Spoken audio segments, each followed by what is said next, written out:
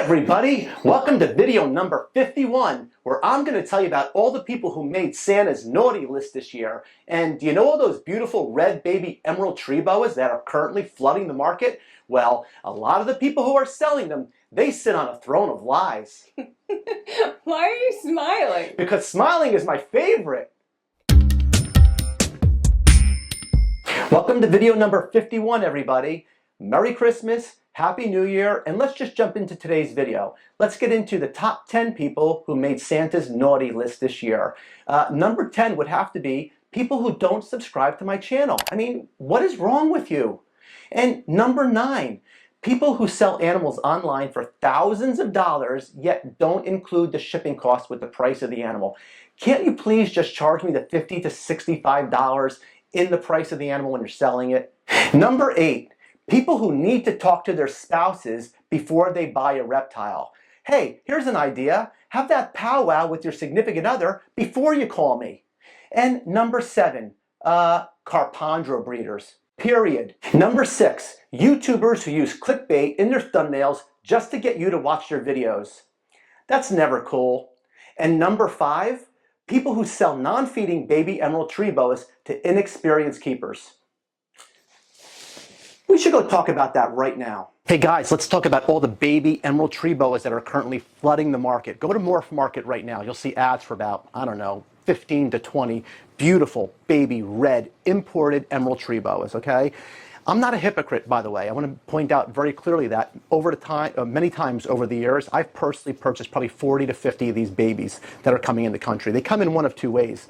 They're either an imported, a wild-caught gravid female, right, that drops the babies and they export them over to the United States, or they just import the gravid female into the United States, she drops the babies, and then they offer them for sale. So right now, again, I looked on Morph Market, there were about 15 to 20 of them. I see them on Fauna Classifieds, there's several people selling them. So what I want to let you guys know, though, is when I buy babies like that for myself, I might buy an entire litter. There's two things I know. The first is that they're not going to be feeding. I just know that they're not going to be feeding when I get them. So I know I'm going to have to get them feeding. And the other thing is that overall, I would tell you 75% of the ones that I've gotten have been perfect once I got them feeding, okay? But a lot of times, even the babies, you have situations where they will regurge, just like with a wild-caught adult emerald tree boa. Many times it was a quick fix with some flagell, but sometimes they didn't recover at all, and I wound up losing some of the babies. So as long as you know what you're getting into going in, it's not an issue. If you know you're going to buy those animals and they're not feeding, fine, you're willing to take the chance, go for it. I mean, after all, many of the animals that we have today, by the way, this beautiful female, she's 5 years old, she was one of those imported wild-caught red babies that came in the country. Okay, so you can see she's perfect, she's beautiful. This is a captive bred and born in the United States, baby emerald tree boa. Okay, so, but look, we wouldn't have gotten to this point of getting captive bred and born babies into the United States if at one point people weren't working with wild-caught imported emerald tree boas, right? So I'm not a hypocrite, as I said. I understand the importance of wild-caught animals, and I understand the importance of imported wild-caught babies or imported gravid females that we hold their babies back. I just want to talk to two people out there. The first people I want to talk to are, if you don't have experience right now with arboreals, you know, you've been keeping carpet pythons, ball pythons, whatever you've been keeping, you've always wanted an emerald tree boa baby, you look with one of these flippers, one of these jobbers, and you see these beautiful red babies for $700, $800, and you're thinking, wow, that's a great deal. Just the one thing when you read those ads, very rarely do they say they're feeding. In fact, one of the people who's on Morph Market right now, there's paragraphs and paragraphs written about their terms of service, but yet there's not a single line dedicated to what those babies are currently feeding. Because I guarantee you, I don't know the people personally. I hope they're good people. I'm not saying disparaging anybody specifically. I am just telling you guys, this happens every time this time of the year, and I see a bunch of people on Facebook then posting these beautiful babies that they got with the same caption, "I can't get this baby feeding. I was told it was eating live fuzzies." So if you're an inexperienced arboreal keeper, I would really stress to you, I know it's tempting, the prices are great and the babies are beautiful. I would really just push you I would steer you away from getting those imported babies, because you're not going to get the customer support you need, okay? So that's my message to you. And if they tell you it's feeding, they're always going to say it's live fuzzy mice. Typically they say, yeah, it's feeding on live fuzzy mice. And if you do decide you want to go ahead and get it, even after that, this is exactly how you want to have it set up, in a little shoebox like that, where you could just drop a live fuzzy mouse in there, a canned hottie, you take the water bowl out, and that's the only way you're going to get feeding on live fuzzy mice. But again, my message to you as an inexperienced keeper would be not to touch those babies, those imported babies that are currently available right now.